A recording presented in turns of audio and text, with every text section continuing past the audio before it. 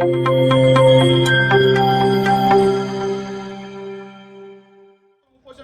माझ्या शिलार धरणामध्ये 15,000 शेतकरी बाधित होतात. 5,000 मुर्दे पडले तरी चालेल, पण धरण होऊन देणार नाही. एवढं सगळं होत असताना पण कोणत्याही शेतकऱ्याला साधी सूचना दिली नाही, नोटीस नाही, कुठलीही जनसुनावणी नाही आणि काम चालू करते कंपनी. हे कुठंतरी शेतकऱ्यांच्या मुलावरती घाव घातल्यासारखं आहे.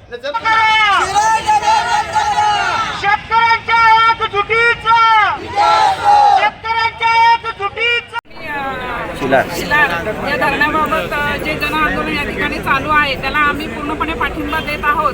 पण ज्या शेतकऱ्यांच्याही काही ज्या मागण्या आहेत त्या सरकारपर्यंत त्यांच्या मागण्या पूर्ण होण्यासाठी आम्ही पूर्णपणे त्यासाठी त्यांना न्याय देऊ या ठिकाणी आणि प्रयत्न करू. खात्यांची सर्व विभागांची बैठक बोलवतो आणि त्यावेळेला तुम्हाला दोन्ही पोक्षीर आणि शिलार धरणावाल्यांना आम्ही प्रत्यक्षात बोलणी करून देतो आणि त्याच्यानंतर आपण जो काही निर्णय घ्यायचा असेल तो तुम्ही निर्णय घेऊ शकता. पण आता सध्या तरी 8 दिवस तुम्ही हा निर्णय घेऊ नका. आम्ही 8 दिवसात तुम्हाला कुठल्याही परिस्थितीत त्यांची मीटिंग करून देतो. पाटबंधारे खाते आणि वन खाते यांची सगळ्यांची बैठक बोलवतो आणि त्या बैठकीनुसार तुम्हाला सगळी जी माहिती आम्ही कळवतो. म्हणजे प्रत्यक्षात बोलून तुम्हाला सांगतो. आम्ही त्या कामं बंद करू. आता आम्ही कामं ती चालू ठेवणार नाही. ती कामं बंद करण्यासाठीच आम्ही हा मोर्चा काढला आला आहे. आम्ही तहसीलदार साहेबांना आणि प्रांत साहेबांना ते सांगितलं आहे. हे कामं आमच्या आता जे तुम्ही हे केलं तर आम्हाला ते बोलले की सध्या आम्ही काय करू शकत नाही. आम्ही हे काम कलेक्टर करू शकतो, कलेक्टर साहेब करू शकतात. हे काम आमच्या आधारित नाही आहे. तर ते काम आम्ही सध्या तरी आमचं गाव आलं आम्ही त्यांना काम करू देणार नाही आहे. आम्ही या डॅमसाठी आम्ही विरोधच केलेला आहे आणि हा डॅमसाठी आम्ही हा कामं कुठल्याही परिस्थितीत त्यांना कामं करून देणार नाही. त्या ठेकेदारांना तिथं येऊ देणार नाही.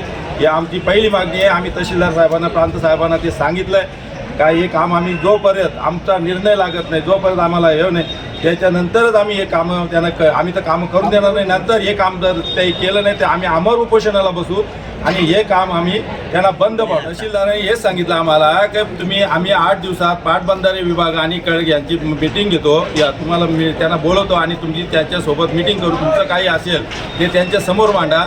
ते काय उत्तर देतात नंतर ते पर्यायी तुम्हाला काय मार्ग देतात पर्यायी आपण काय मार्ग त्यांना सांगायचा ते आपण सांगितल्यानंतरच त्यांना आपण कुठली धरणाची या करून द्यायची. म्हणजे आपण धरणाला विरोध करायचा. धरण हा आम्हाला होऊ नये हे आम्ही आता प्रांत साहेबांना आणि तहसीलदारांना हे आम्ही निवेदनही दिलं आहे आणि तोंडीही सांगितलं आहे. आणि हा धरण कुठल्याही परिस्थितीत रद्द व्हावा यासाठी आम्ही जर एवढा मोठा आंदोलन मोर्चा काढलेला आहे यासाठीच काढला आहे. हा धरण आम्हाला भूमिपुत्रांना नको आहे आणि हा धरण रद्द व्हावा यासाठी आम्ही आज तहसीलदार आणि प्रांत साहेब यांना भेटलो आणि त्यांना आम्ही सविस्तर आमची चर्चा झाली आणि त्या चर्चेचं आम्हाला 8 दिवसानंतर ते परत आम्हाला इथं मीटिंगला बोलवणार आहेत. सर्व पाटबंधारे विभागाच्या अधिकाऱ्यांना घेऊ. ते बोलले ही कामं आमच्या याच्यात नाही आहेत, ती अधिकारात नाही आहेत, ती कलेक्टर साहेबांच्या अधिकारात आहेत. तर ते आम्ही हे पत्र तहसीलदार साहेबांना आता पाठवतोच म्हणे. त्याच्यानंतर तहसीलदार साहेब याच्यात पाठवतील पाटबंधारे अधिकाऱ्यांना. यांना सर्वांची म्हणजे ही मीटिंग झाल्यानंतर म्हणे सर्व अधिकाऱ्यांना जमून पाटबंधाऱ्याच्या अधिकाऱ्यांना जमून कारण त्यांचे एक पाटबंधाऱ्याचं खातं त्यांच्याकडे असल्यामुळे ते सर्वांना जमवून त्यानंतरच आपल्याला ते 8 दिवसानंतर मीटिंगमध्येच सर्व काही ते आपल्याला समजा. आपण पाहिला दिनांक 17 आज शिलार आणि पोशीर धरणाचा विराट मोर्चा आपण प्रशासकीय भवनावरती काढला. हा मोर्चा काढत असताना आम्ही 4 ते 5 दिवसापूर्वी संबंधित अधिकाऱ्यांना आम्ही कळवलं होते की सर्व अधिकारी तुम्ही एकाच ठिकाणी घेऊन या जेणेकरून शहरामध्ये ट्रॅफिकचा समस्या भासणार नाही. परंतु इथे कुठलेही अधिकारी उपलब्ध नाही. म्हणजे वन अधिकारी पाहिजे होते, त्याच्यानंतर लघु व पाटबंधारे विभागाचे अधिकारी पाहिजे होते, परंतु इथे कुठलेही अधिकारी नाही आहेत. आम्ही त्यांना रिक्वेस्ट केली की कुठल्याही शेतकऱ्याला नोटीस नाही, कुठल्याही शेतकऱ्याला तुम्ही कुठल्या संदर्भात कळवलं नाही, जनसुनावण्या झाल्या नाही आणि तुम्ही महालक्ष्मी कंपनी असेल आणि प्रसाद कंपनी असेल या कंपनीना संबंधित धरणाची ठेकेदारी दिली. त्यांनी तिथे जाऊन मॅपिंगचे सर्वेचे काम, ड्रिलिंगचे काम आणि सिमेंटचे पोल घालण्याचे काम चालू केले. मग आम्ही तिथे स्वतंत्र भारताचा तिथे हिस्सा नाही आहे का? मग तिथे माणसं राहत नाही का? जनावरं राहतात का? हा मानव अधिकाराचं उल्लंघन नाही का? आम्ही विनंती केली तहसीलदार साहेब आणि प्रांत साहेबांना की आपण आपल्या अखत्यारीत त्यांना जोपर्यंत जनसुनावण्या होत नाही म्हणजे 13चा जो सरकारचा जो जाहीरनामा आला होता त्यामध्ये असं स्पष्ट सांगण्यात आलं होतं की 70% शेतकरी जोपर्यंत कुठल्याही प्रकल्पाला संमती देत नाही तर कुठल्याही प्रकल्पाचं काम चालू होणार नाही.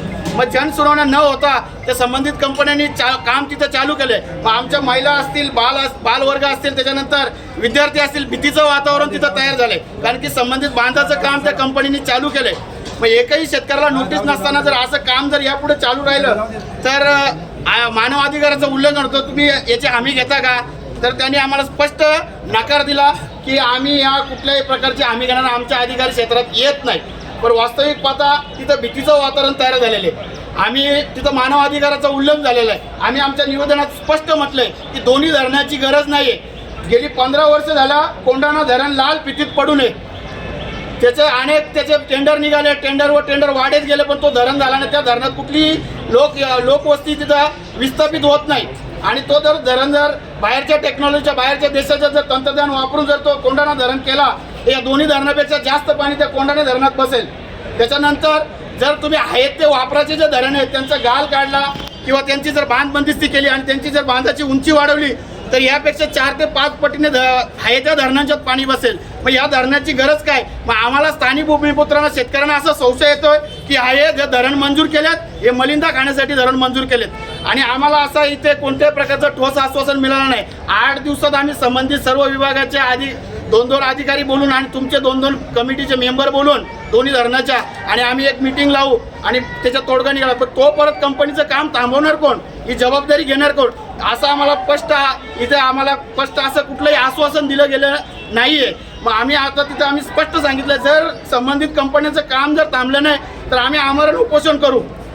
बेहत्तर आमचा जीव गेला तरी चालेल, पण आम्ही कंपनीला काम चालू करून देणार नाही. हे मानव अधिकाराचं इथं उल्लंघन होतंय. जर संबंधित कंपन्या जर काम चालू करत असेल ना, दोन्ही विभागात भीतीचं वातावरण तयार होत असेल तर भले आमचा जीव गेला तरी चालेल, पण आम्ही इथं आमरण उपोषण करू, रस्ता रोका करू, परंतु आम्ही कंपनीला काम चालू करू देणार नाही असं आम्ही स्पष्ट इथं सांगण्यात आलेलं आहे आमच्यावरून. हो, नक्कीच टोलायचं. कारण की 25 मे 2025ला जेव्हा शासनाने हे दोन्ही धरण मंजूर केले, हे दोन्ही धरण मंजूर करत असताना पहिल्या दिवसापासून आम्ही विरोध करतोय. संबंधित अधिकाऱ्यांना आम्ही 3 वेळा पत्र दिलं. ग्रामपंचायतचे 5 ग्रामपंचायतचे ठराव घेऊन ग्रामसभेचे बहुमताचे आणि आम्ही संबंधित विभागांना स्मरणपत्र दिलं, हायकोर्टात केस दाखल केली. एवढं सगळं होत असताना पण कोणत्याही शेतकऱ्याला साधी सूचना दिली नाही, नोटीस नाही, कुठलीही जनसुनावणी नाही आणि काम चालू करते कंपनी. हे कुठंतरी शेतकऱ्यांच्या मुलावरती घाव घातल्यासारखं आहे. जर तुम्ही आमच्या मुलावर जर घाव घालत असतील तर आम्ही पण तुमच्या मुलावर घाव घातल्याशिवाय स्वस्त बसणार नाही. जे करायला लागेल ते करू. मला तर ह्या तालुका स्तरावरती निर्णय होईल अशी माझी तर आशा पूर्ण मिटलेली आहे. आजची जर आम्ही बातचीत जी तालुका स्तरावरती जर समजा याचा निवाडा होणार नसेल, न्याय मिळणार नसेल तर मग शेतकरी याच्यावरती जिल्हा पातळीवरती काय करतील? मुख्यमंत्र्यांच्या घरासमोर आमरण उपोषण करू. वर्षा निवासस्थानावर आम्ही आमरण उपोषण करू. माझ्या शिलार धरणामध्ये 15,000 शेतकरी बाधित होतात. 5,000 मुर्दे पडले तरी चालेल, पण धरण होऊन देणार नाही आणि धरणाला काम पण चालू करून देणार नाही. शेतकऱ्यांच्या एक तुटीचा रद्द करा.